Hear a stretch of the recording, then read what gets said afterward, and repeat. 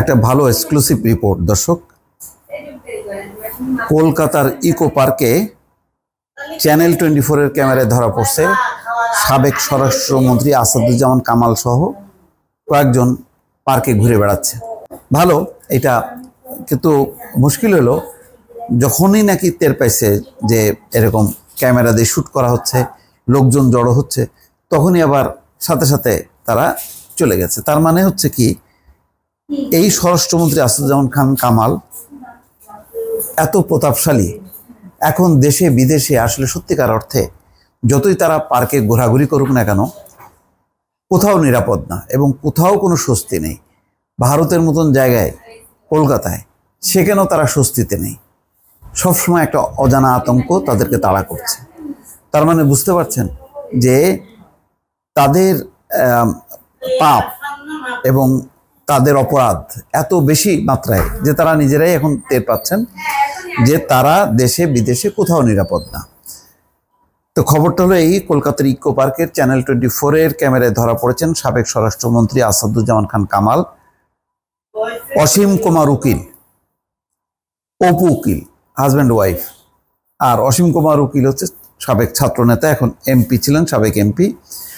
আর হাজি সেলিমের এক ছেলে সহ আরো কয়েকজন। বেচারা হাজি সেলিম ধরা পড়ছে, আসাদুজ্জামান খান কামালের ছেলে ধরা পড়ছে। এখানে হাজি সেলিম বাবা হলো কারাগারে, আর ছেলেকে নিয়ে আসাদুজ্জামান খান কামাল ইকো পার্কে ঘুরে বেড়াচ্ছেন। এই অবস্থায় ক্যামেরাবন্দি হয়েছেন তারা। শনিবার সন্ধ্যায় 7:30টায় কলকাতার ইকো পার্কে বসে আড্ডা দিচ্ছিলেন আওয়ামী লীগের সাবেক প্রভাবশালী মন্ত্রী আসাদুজ্জামান খান কামাল।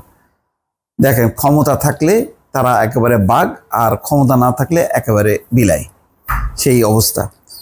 মুখে শ্বেত শুভ্র সাদা দাড়ি, দূর থেকে দেখে চেনার উপায় নেই যে 5ই আগস্টের আগে তারই নির্দেশে সারা দেশে ছাত্র জনতার উপর নির্বিচারে গুলি চলে। ইকো পার্কে রাতে সাধারণত কলকাতার স্থানীয়রা আড্ডা দেওয়ার সুযোগ পান, সাথে থাকে ডিনারেরও ব্যবস্থা। নিরাপদ ভেবে সেখানে বসেই আড্ডা দিচ্ছিলেন সাবেক স্বরাষ্ট্রমন্ত্রী। সাথে ছিলেন আওয়ামী লীগ নেতা অসীম কুমার উকিল, অপু উকিল, হাজি সেলিমের ছেলে সহ আরো কয়েকজন। তবে তাদের এই আড্ডা বেশিক্ষণ স্থায়ী হয়নি। কিছু বাংলাদেশি জড়ো হওয়া মাত্রই তারা দ্রুত সটকে পড়ে। তবে ভিডিও করতে বাধা আসে কিছু অপরিচিত মানুষের কাছ থেকে। সে সময় পার্কে থাকা কিছু বাংলাদেশি বিষয়টি নিশ্চিত করেন চ্যানেল 24 এর কাছে। পার্কের দায়িত্বে থাকা ব্যক্তিরা বলেন, বাংলাদেশিরাও ইকো পার্কে বেড়াতে আসেন, তবে এখন সংখ্যায় কম।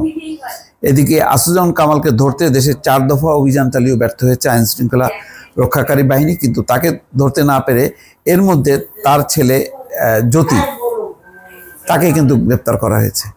এখন বোঝেন, এতে তো শান্তি নেই। যতই পার্কে ঘুরে বেড়াক, সে তো ঘুরে বেড়াচ্ছে বাংলাদেশে, এই কলকাতায়, কিন্তু ছেলে হচ্ছে ঠিকই পুলিশের হাতে বন্দী। এই অবস্থা, এই হচ্ছে আওয়ামী লীগের প্রভাবশালী মন্ত্রীদের অবস্থা। দর্শক, ভালো থাকবেন, আল্লাহ হাফেজ।